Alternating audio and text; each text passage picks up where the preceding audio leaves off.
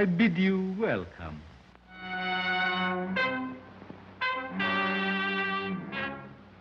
To a new world of gods and monsters. How do you like that, eh?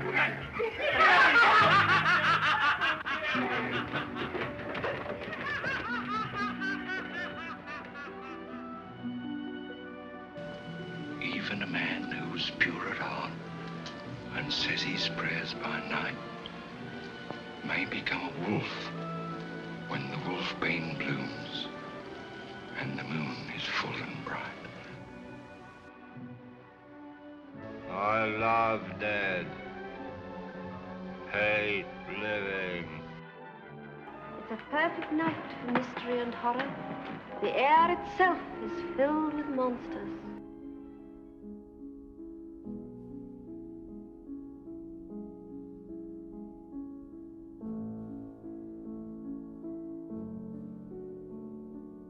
God closed my eyes so I could see only the real Gwynplaine. Mary Philbin's D exclaims full of passion as her dainty fingers study the twisted, grinning features of her beloved laughing man. Conrad Veidt gives an utterly mesmerizing performance in the 1928 silent classic, The Man Who Laughs. While the film is much more a period piece melodrama, director Paul Leni's expressionist elements, as well as the grim details of the story, certainly cement the film as a stylistic horror spectacle that rivals The Hunchback of Notre Dame. Conrad Veidt showcases his immense talent as a master of the silent era with his expressive, full-body performance. Even with a set of prosthetic teeth to keep his mouth wide open and grinning, he is able to exude and emote as passionately as possible with his spidery and impressive hands, as well as his crystal clear eyes. Gwynplaine remains an icon of the silent era, who continues to capture audiences with his utterly unique appearance and tantalizing smile. I'm Ian the Wolfman, and this is the Monster Archives.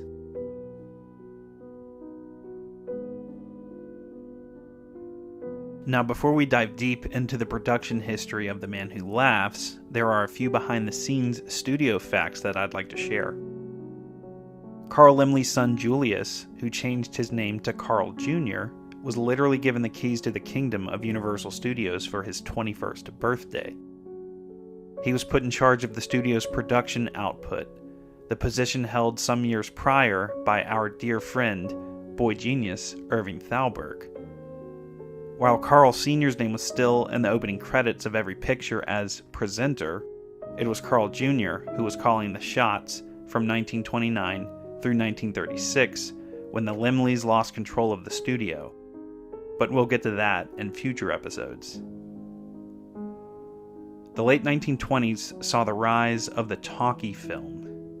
Transition to sound films largely took place between 1926 to 1929.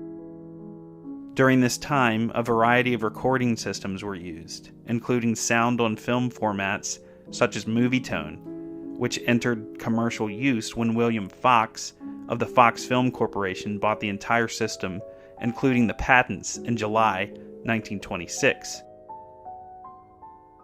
The first feature film released using the Fox Movietone system was Sunrise, A Song of Two Humans, released in 1927, directed by F.W. Murnau. Other sound formats of the era included the RCA Photophone, which was primarily used by RKO Radio Pictures. In March of 1929, RKO released the musical Syncopation, the first live recorded film made with the RCA Photophone. Finally, there was the sound on disc format, like Vitaphone, used by Warner Brothers. The Vitaphone trademark was later associated with cartoons, such as Looney Tunes, and other short subjects that have optical soundtracks and did not use discs. Universal's earliest sound picture was Harry A. Pollard's Uncle Tom's Cabin, released on November 4th, 1927. While the film has no audible dialogue, it was released with a synchronized musical score with sound effects using the Western Electric sound on film process. Paul Fejo's Lonesome, which was released as a part talkie on September 30th, 1928, features a few sequences with audible dialogue, while the majority of the film just had a synchronized musical score. The film was released in both sound on disc and sound on film formats. This was Universal's first film with any audible dialogue. Universal's first full talkie was Arch Heath's Melody of Love, starring Walter Pidgeon and Mildred Harris. It premiered on October 10th, 1928 in San Francisco, with a wide release on December 2nd, 1928. Carl Laemmle had to rent the Fox Movietone, which was only available for 1 week, having to film at night while Fox Studios was closed for the evenings. Like Uncle Tom's Cabin and Lonesome before it, The Man Who Laughs features a synchronized musical score and sound effects. The Man Who Laughs is an adaptation of Victor Hugo's 1869 novel of the same name. Much like The Hunchback of Notre Dame before it, the tale of The Man Who Laughs follows a disfigured protagonist set against a specific time in history. It's full of romance and melodrama, action and tragedy. Thus, the story was a perfect adaptation for Universal Studios to tackle. Following the success of Universal's The Hunchback of Notre Dame in 1923, the company was eager to release another film starring Lon Chaney. Of course, we know that the follow-up was The Phantom of the Opera in 1925. However, it appears the initial treatment was rejected by Universal executives. Instead, Chaney was offered the lead in a film version of The Man Who Laughs to be produced under its French title out of the perceived similarity to Les Miserables. Despite Chaney's contract, production did not begin. Universal had failed to acquire film rights to the Hugo novel from the French studio Société Générale des Films. Chaney's contract was reportedly amended, releasing him from The Man Who Laughs, but allowing him to name his replacement film, ultimately leading to The Phantom of the Opera. After the sweeping success of Phantom, Carl Laemmle returned his attention to The Man Who Laughs for Universal's next Gothic film superproduction. Laemmle selected 2 fellow expatriate Germans for the film. Director Paul Leni had been hired by Universal following his internationally acclaimed film Waxworks, and had already directed The Cat and the Canary and The Chinese Parrot for Universal. Conrad Veidt was cast in the Gwynplaine role that was previously intended for Chaney. Veidt had starred in Waxworks, making him a natural choice to return to work with director Leni. American actress Mary Philbin, who is widely remembered for her role as Christine Daae, opposite Lon Chaney in The Phantom of the Opera, was cast as the blind D, and received top billing.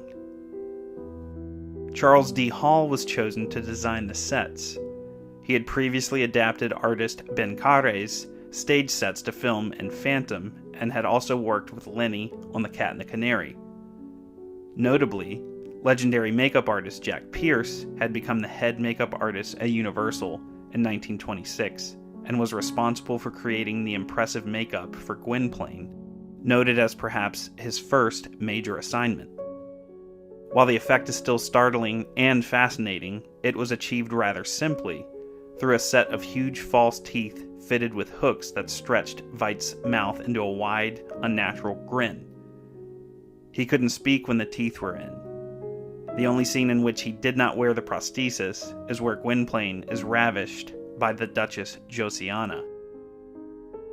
As wild as Veidt's makeup is, the performance given by Russian-born actress Olga Baklanova as Duchess Josiana remains the most shocking today. Unhindered by Hollywood's production code that wouldn't be established until 1934, Baklanova gives a surprisingly sexual performance, even appearing nude in a scene. During the sequence where Gwynplaine is presented to the House of Lords, the extras on set were so moved by Veidt's passionate performance that they reportedly burst into applause. Universal put over $1 million into the film, an extremely high budget for an American film at the time.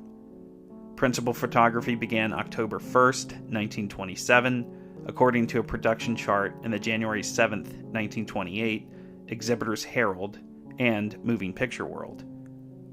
The December 25th, 1927 issue of Film Daily announced that director Paul Leni would complete filming on January 9th, 1928. Like many other films released in 1927 and 1928, The Man Who Laughs was given an initial run at a limited number of theaters as a silent film. The astounding success of 1927's The Jazz Singer, released by Warner Brothers, heralded the demise of the silent era of film. By May of 1928, nearly every Hollywood studio was licensed by Western Electric's newly created marketing subsidiary, Electrical Research Products Incorporated, to use Western Electric equipment with the Movietone sound on film recording system. Movietone enabled image and sound to be recorded simultaneously in the same medium, ensuring their precise and automatic synchronization. The result certainly plays to the benefit of The Man Who Laughs, whose orchestral score included synchronized bells, knocks, and trumpets. The score sets the mood of each scene perfectly, unlike previously silent-era films that simply play an ongoing score as the film proceeds. The Man Who Laughs premiered on April 27, 1928, at New York's Central Theater. Proceeds from the opening night were donated to the non-profit organization American Friends of Blérancourt. The film was wide-released in the U.S. on November 4th, 1928. For decades after its release, the film was not available to the public. In the 1960s, it was among the films preserved by the Library of Congress following a donation from the American Film Institute, along with 22 other films. It was shown at the New York Film Festival in 1969. It was again screened by director Peter Bogdanovich at the Telluride Film Festival in 1998, but remained largely unavailable until Kino International and the Cinecittà di Bologna produced a restored version of the film made from 2 American prints and an Italian print. The film is now largely available on DVD, Blu-ray, and streaming services. It entered the public domain in the United States in early 2024. Initially, the critical assessment of the film judged it mediocre, with some critics disliking the morbidity of the grim subject matter, while others complained that the German-looking sets on the Universal backlot did not evoke 17th century England. Author Paul Rotha was particularly critical. In his 1930 book on the history of film, The Film Till Now, he called The Man Who Laughs a travesty of cinematic methods, and declared that, in directing it, Leni became slack, driveling, slovenly, and lost all sense of decoration, cinema, and artistry. The New York Times gave the film a slightly positive review, calling it gruesome but interesting, and one of the few samples of pictorial work in which there is no handsome leading man. Modern sentiment for the film is much more universally positive. It has received critical acclaim as an influential German Expressionist horror film made during the height of the silent era. Critic Roger Ebert placed the film on his great movies list, giving it 4 out of 4 stars and declaring it as one of the final treasures of German silent expressionism, while also commending Leni's mastery of visual style. The Chicago Reader's J.R. Jones compared the film to Leni's The Cat and the Canary from the previous year, feeling that The Man Who Laughs better demonstrates the director's considerable dramatic and pictorial talents, with the love between Gwynplaine and Dee yielding a sincere and extravagant sense of romance. Today, the film maintains a perfect 100% approval rate on Rotten Tomatoes based on 20 reviews, with a weighted average rating of 8.4 out of 10. The site's critical consensus reads, "A meeting of brilliant creative minds, The Man Who Laughs serves as a stellar showcase for the talents of director Paul Leni and star Conrad Veidt." Much like The Phantom of the Opera before it, The Man Who Laughs had considerable influence on the later Universal monster films, specifically the pre-Code era of the early 1930s. Jack Pierce, of course, continued to provide the makeup for Universal's monsters. Comparisons to Gwynplaine's grin were used to advertise 1935's The Raven, starring Bela Lugosi and Boris Karloff. Set designer Charles D. Hall's work on the film aided his development of the blend of Gothic and Expressionist features he employed for some of the most important and iconic Universal horror films of the 1930s, including Dracula, Frankenstein, The Old Dark House, The Invisible Man, and The Bride of Frankenstein. While the film itself greatly inspired many of the horror films fans love and celebrate today, the design of Gwynplaine himself is, perhaps, the most influential aspect of the entire film, especially for one specific icon of a pop culture character. On April 25, 1940, Batman #1 hit the stands, featuring a ghastly grinning villain that quickly became one of the most popular villains in DC Comics, the Joker. The clown Prince of Crime owes his appearance to Veidt's portrayal of Gwynplaine in the film. Although creators Bill Finger, Bob Kane, and Jerry Robinson disagreed as to their respective roles in the creation of the Joker, they all agreed that his exaggerated smile and overall look was influenced by a photograph of Veidt from the film. In 2005, DC Comics released the one-shot prestige format Batman, The Man Who Laughs, written by Ed Brubaker and drawn by Doug Mahnke, intended as a successor to the classic Batman Year One. It tells the story of Batman's first encounter with the Joker, the plot itself based on the Joker's original introduction in Batman #1. Even the more recent Batman Who Laughs, an alternate universe amalgam of Batman and the Joker, pays homage to The Man Who Laughs. The sheer impact of Conrad Veidt's Gwynplaine upon the world of pop culture cannot be understated. The Man Who Laughs absolutely changed the world. While The Man Who Laughs is largely considered the final horror film of Universal's silent era, mention must be made of their 1929 film, The Last Performance, directed by Paul Fehos and starring Conrad Veidt and Mary Philbin. Veidt portrays Eric the Great, a sinister stage magician who is in love with a woman half his age, Julie, played by Philbin. The film makes a great companion piece to The Man Who Laughs, and certainly marks many similarities to the potential Return of the Phantom film that was originally due to release in 1929. Veidt's character's name is even the same as Chaney's in The Phantom of the Opera. Pairing him as a performer alongside Mary Philbin is simply icing on the cake. The film made use of Soundstage 28. Both Veidt's and Philbin's contract with Universal were cancelled before the film's release.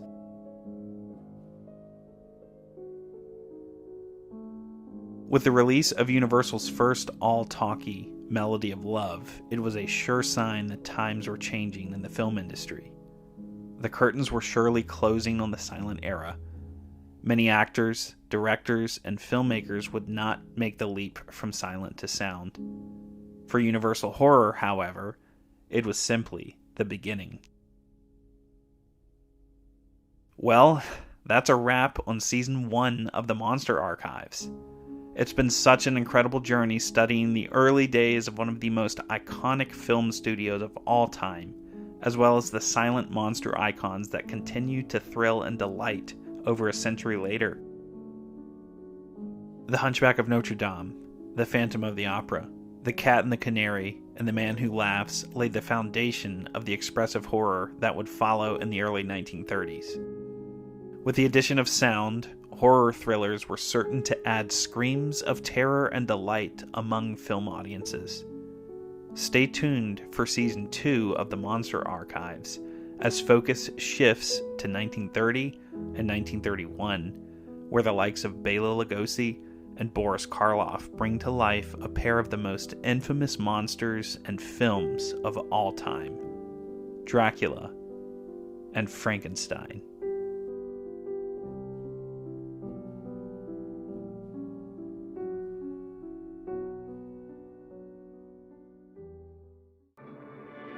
This episode of the Monster Archives was written and produced by me, Ian Bates. For more on the Monster Archives, including scheduling updates and news, be sure to follow @Universal Studios Monsters on Instagram. And thank you for listening.